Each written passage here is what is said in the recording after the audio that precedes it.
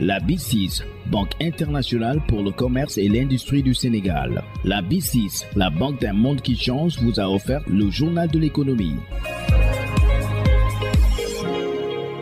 Bonjour et bienvenue. Ce mardi, nous recevons le vice-président de l'ASCOSEN, Mohamed Cissé, tire le bilan de l'année écoulée, mais également revient sur les perspectives de l'année 2023. L'année 2022 a été une année de pandémie conjuguée avec la guerre de l'Ukraine. Ces deux facteurs conjugués ensemble ont porté un coup dur au pouvoir d'achat du consommateur sénégalais. Des efforts ont été faits en termes de subventions à la consommation, nous permettant de ne pas subir la réalité des prix. Aussi pour les produits alimentaires importés que sur les produits non alimentaires que sont le gaz et le carburant.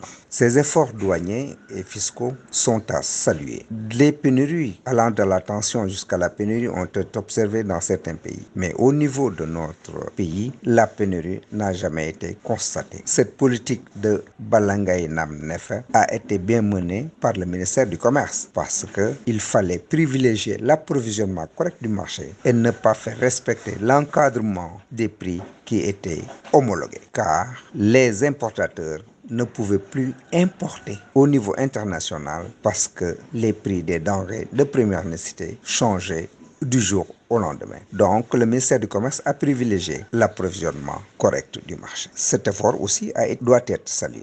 Cependant, au mois de septembre, une concertation nationale, la plus large et la plus inclusive, a été menée. Mais force est de constater que vu que notre commerce, tout ce que nous mangeons presque en ce moment, est importé, l'encadrement des mesures qui ont été édictées n'ont pas été respectées. Je veux parler de l'oignon, de la pomme de terre et même du sucre. Ces produits-là ont vu leur encadrement sauter. Cependant, l'approvisionnement continue à être d'une manière permanente au niveau du marché.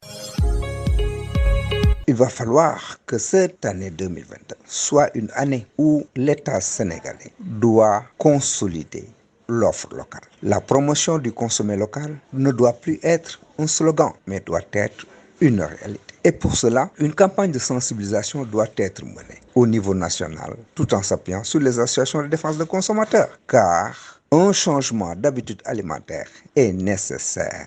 Nous avons les meilleurs produits, comme le fonio, comme le riz local. Mais tous ces produits-là ne sont méconnus par la grande majorité des populations. Donc la campagne de sensibilisation doit être menée. Le consommé local doit être une réalité. Il va falloir que l'État s'y attelle pour une bonne promotion. Heureusement, d'ici un mois, nous verrons sur le marché national une offre locale en pommes de terre et en oignons. Et la compagnie sucrière sénégalaise qui a commencé sa production locale va la consolider, rendant ces produits-là en quantité et en qualité suffisante au niveau du consommateur sénégalais. Et ceci doit se traduire par une baisse des produits qu'on doit constater sur le marché national. Et que cette pandémie conjuguée avec la guerre de l'Ukraine doit nous faire réfléchir que nous devons compter sur nous-mêmes avant de compter sur les autres. Merci, déwéniti à tous. Sud FM vous remercie Mohamed Cissé. Je rappelle que vous êtes le vice-président de l'ASCOSEN. Sonitou, merci de votre fidélité.